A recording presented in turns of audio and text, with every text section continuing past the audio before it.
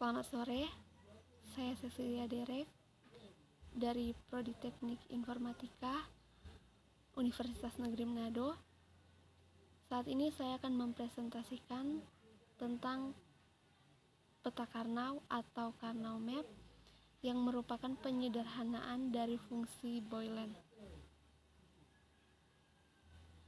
Peta Karnaug adalah sebuah metode untuk menyederhanakan sebuah fungsi persamaan logika.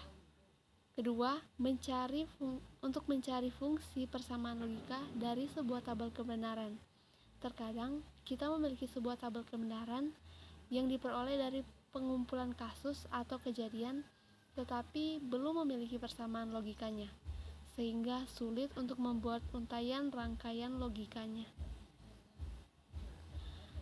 Peta Karnaug pertama kali diperkenalkan oleh Maurice Karnaug pada tahun 1953. Adalah sebuah metode untuk menyederhanakan fungsi persamaan logika, sehingga pertama menggunakan jumlah gerbang lebih sedikit sehingga waktu tunda total untai menjadi lebih kecil. Kedua, kemungkinan risiko kegagalan fungsi lebih kecil karena penggunaan gerbang dan perkawatan yang lebih sedikit. Tiga, daya total yang dikonsumsi untaian logika juga akan lebih kecil. 4. Hemat biaya. Peta Karnaug diilustrasikan seperti matriks dua dimensi, terdiri atas kolom dan baris, di mana komponen baris dan kolom adalah masukan atau input dari sistem. Input dan masukan inilah yang kemudian disebut variabel keymap-nya, sehingga ada sebutan keymap 2 peubah, 3 peubah, dan 4 peubah, dan seterusnya. Menggambar peta Karnaug. Peta Karnaug 2 peubah dengan ilustrasi sebagai berikut.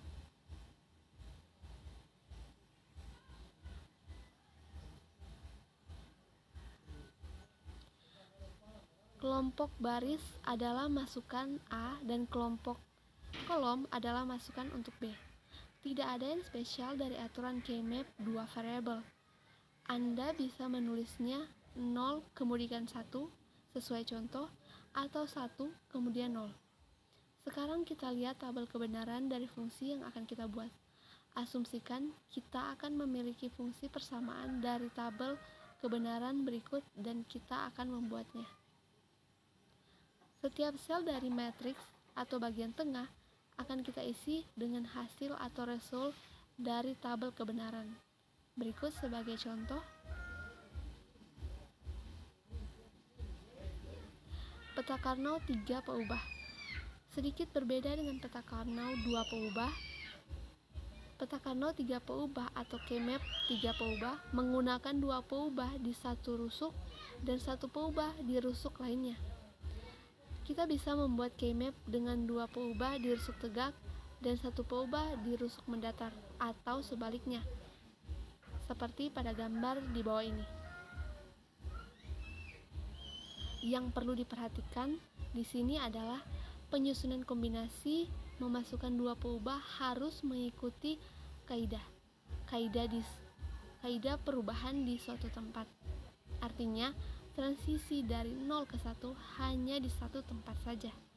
Jadi, kita tidak boleh menulis 01 kemudian 10 seperti yang biasa Anda lakukan di tabel kebenaran. Karena jika susunannya 01 kemudian 10, berarti perubahan terjadi di dua masukan. A akan berubah dari 0 menjadi 1 dan B akan berubah dari 1 menjadi 0. Peta Karnaug 4 peubah. Untuk 4 peubah, kita dapat memasukkan 2 peubah di rusuk tegak dan 2 peubah di rusuk mendatar seperti pada gambar berikut.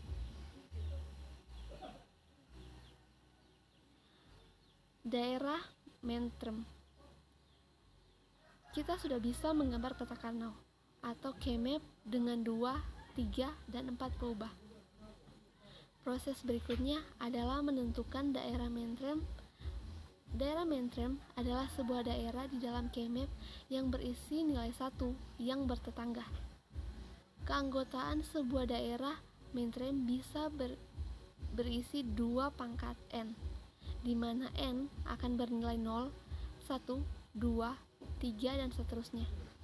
Sehingga keanggotaan wilayah mainframe bisa 1, 2, 4, 8, 16, dan seterusnya. Melukiskan daerah mainframe bisa secara vertikal dari atas ke bawah atau horizontal kiri ke kanan, tetapi tidak bisa secara diagonal.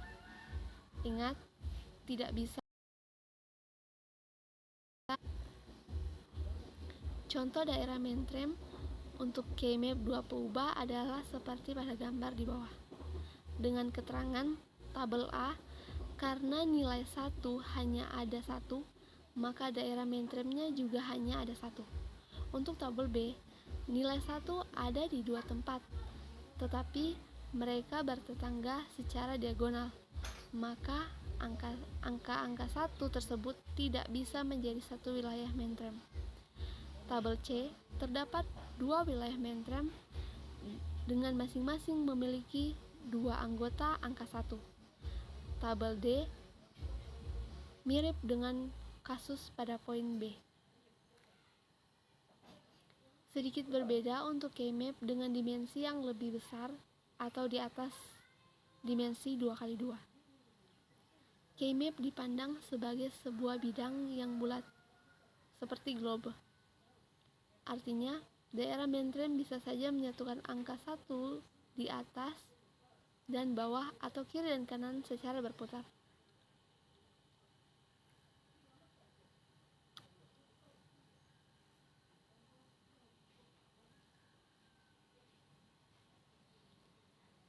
Setelah daerah mainframe sudah kita tandai, proses berikutnya adalah menentukan persamaan dari daerah mainframe tersebut. Kita bisa menggunakan asas konsistensi untuk memudahkan membangun persamaan daerah mainframe tersebut. Dari tabel di atas, diketahui daerah mainframe pertama masukan dari sisi baris adalah A aksen B, dan dari sisi kolom adalah C aksen. Nilai aksen di sini mengacu pada nilai 0 pada masukan A dan C, sedangkan nilai B bernilai 1, maka tidak diberi aksen atau not. Daerah mainframe 2, masukan dari sisi baris adalah AB dan dari sisi kolom adalah C. Semua nilai masukan 1, maka tidak ada aksen. Sehingga fungsi persamaan dari keymap tersebut adalah A aksen BC ditambah ABC. Berikut tabel kebenarannya. Sebagai contoh, pada tabel berikut. Pada contoh di atas, daerah mainframe yang terbentuk memiliki 4 anggota di mana masukannya adalah sisi baris AB memiliki masukan 01 dan 11. Sisi kolom CD memiliki masukan 01 dan 11. Nilai yang konsisten dari sisi baris adalah B. A tidak konsisten karena A yang bernilai 1 dan ada A yang bernilai 0. Sedangkan nilai yang konsisten dari sisi kolom adalah D, karena C tidak merupakan nilai yang tidak konsisten. Sehingga persamaan untuk keymap di atas adalah DB. Lihat pada tabel kebenaran berikut.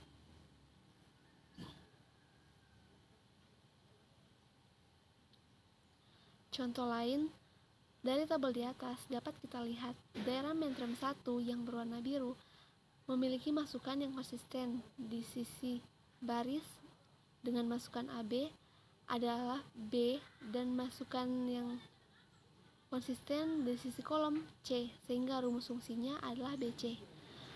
Daerah mainframe 2 yang berwarna merah memiliki masukan yang konsisten dari sisi baris AB tidak ada, semuanya baik A dan B. Tidak ada yang konsisten. Sedangkan masukan yang konsisten di sisi kolom adalah C, D aksen. Sehingga persamaan fungsi dari K-map di atas adalah F sama dengan BC tambah C, D aksen. Sebagai bukti pada tabel kebenaran di bawah ini. Terima kasih. Sekian untuk presentasi dari saya. Semoga dapat dipahami dan semoga dapat bermanfaat. Terima kasih.